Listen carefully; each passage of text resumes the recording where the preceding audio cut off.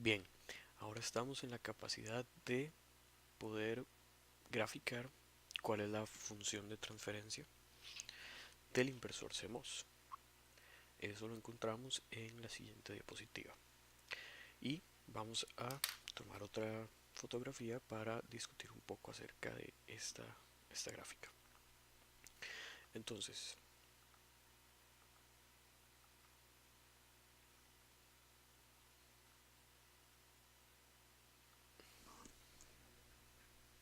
observemos que existe un rango de tensiones de entrada para los cuales ambos transistores se encuentran activos. Ajá, es decir, ambos están en la región de saturación.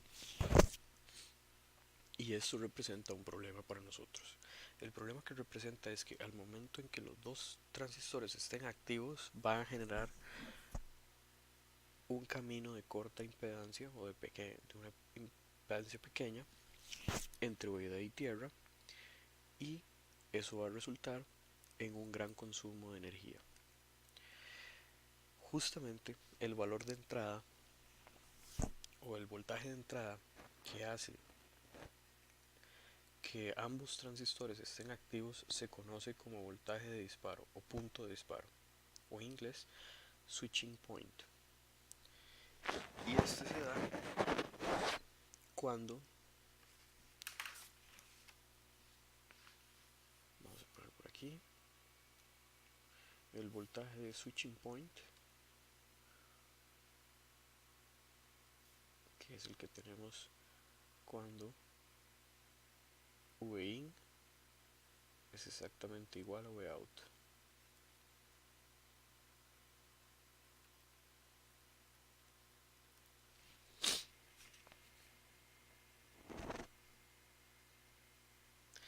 También definimos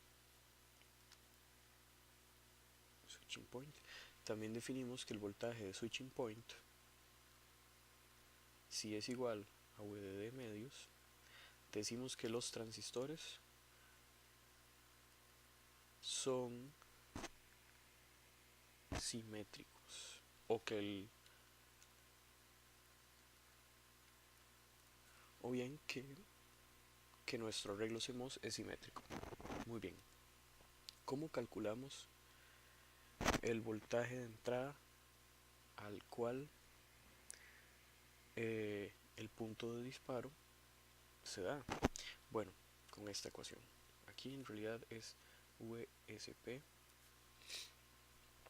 y vemos que según la ecuación va a depender del voltaje de threshold del transistor N, del voltaje de threshold del transistor P y de las relaciones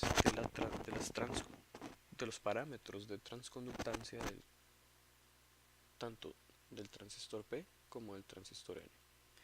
Entonces, si nosotros quisiésemos generar un inversor simétrico, deberíamos cumplir con tres características. En primer lugar, que el voltaje de threshold del transistor N sea igual al valor absoluto del voltaje de threshold del transistor P. 2. Que la transconductancia, o el parámetro de transconductancia del transistor P sea igual al parámetro de transconductancia del transistor N.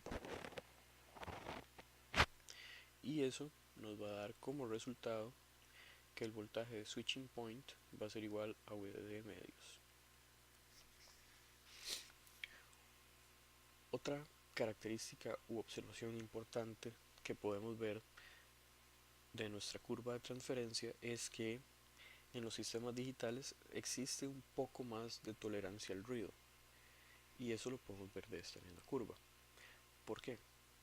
Porque si nosotros definimos un cierto margen y decimos que un 1 lógico podría ser eventualmente VDD, o los valores que van desde VDD hasta VDD menos un 10%, digamos 2.25 voltios aquí, vemos más o menos que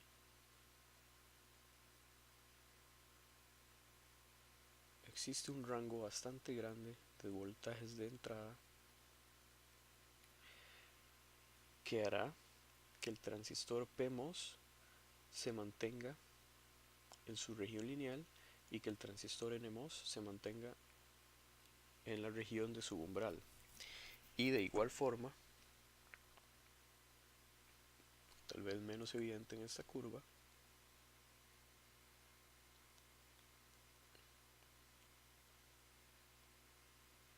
si definimos como el voltaje o como si definimos como un cero lógico los voltajes que van desde 0 voltios hasta un 10% de VDD, que en esta gráfica son 2.5 voltios, entonces estamos hablando de 0.25 voltios. Claramente esto no es esta escala, ¿verdad? Pero podemos ver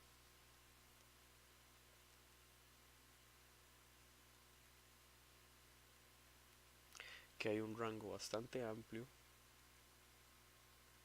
de valores de Wein, de valores de voltaje de entrada, a los cuales el transistor NMOS se mantiene en la región lineal y el transistor PMOS se mantiene en la región de su umbral. Además, no queremos trabajar en esta región porque en esta región de aquí a aquí ambos transistores están encendidos y van a consumir mucha potencia. Recuerden que tal vez no lo he mencionado en estos videos, pero vamos a ver, una vez que logramos, como por ejemplo, veamos, uh, bueno, vamos mejor a la presentación para verlo de ahí más limpio. Recuerden que estoy grabando. Sí, estoy grabando.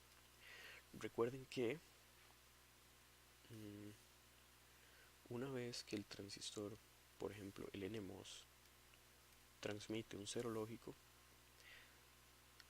deja de conducir corriente. Y recuerden que la potencia es igual a la multiplicación del voltaje por la corriente. Si no hay corriente, pues no tenemos potencia. Y si no tenemos potencia, no estamos disipando ningún tipo de energía, por lo que estamos haciendo que nuestro sistema sea eficiente. Y bueno, eso no es del todo cierto, ¿verdad? Porque en realidad estamos en la región de su umbral y vamos a tener una corriente pequeña, pero diferente de cero.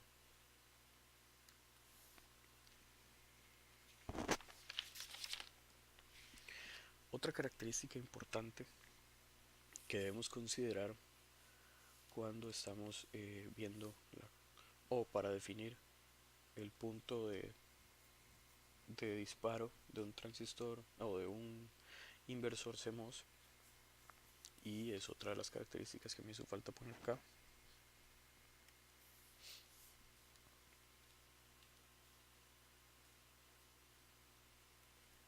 es que el tiempo de subida debe ser igual al tiempo de bajada. ¿Y qué es el tiempo de subida y el tiempo de bajada? Bueno, yo creo que había buscado una imagen aquí en Google tal vez, y si no la buscamos, T-Rise, T-Fall.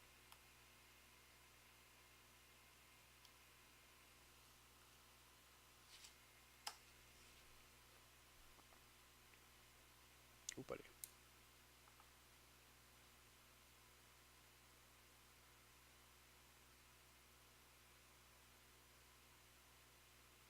Vamos a hacer otro screenshot.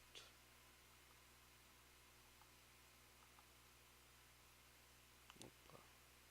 Oh.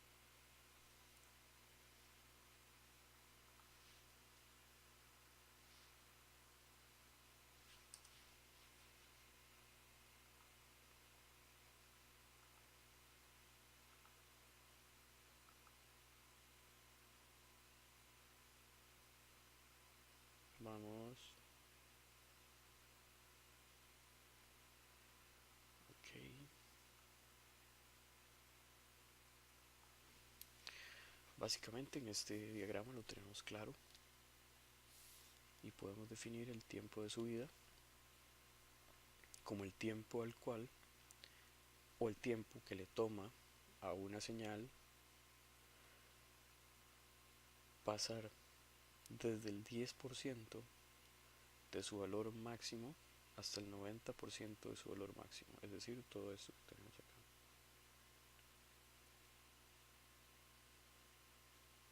T-rise. Del mismo modo, T-fall, o el tiempo de bajada, va a ser el tiempo que le tome a una señal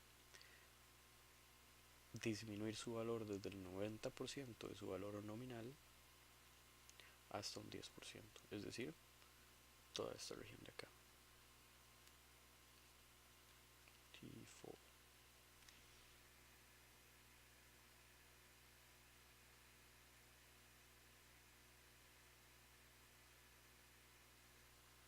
Muy bien. Con esto ya tenemos una idea bastante interesante de cómo podríamos definir una compuerta lógica. Antes de continuar a la siguiente compuerta, es importante recordarles o mencionarles que para hacer un transistor simétrico, perdón, se me va la palabra, un inversor CMOS simétrico, deberíamos de compensar la diferencia en las movilidades de los electrones y los huecos. Es muy importante, y eso de cierta forma lo compensamos con la geometría de los transistores, es decir, variando su relación W entre ellos. Muy bien, ahora sí estamos listos para continuar con una nueva compuerta lógica.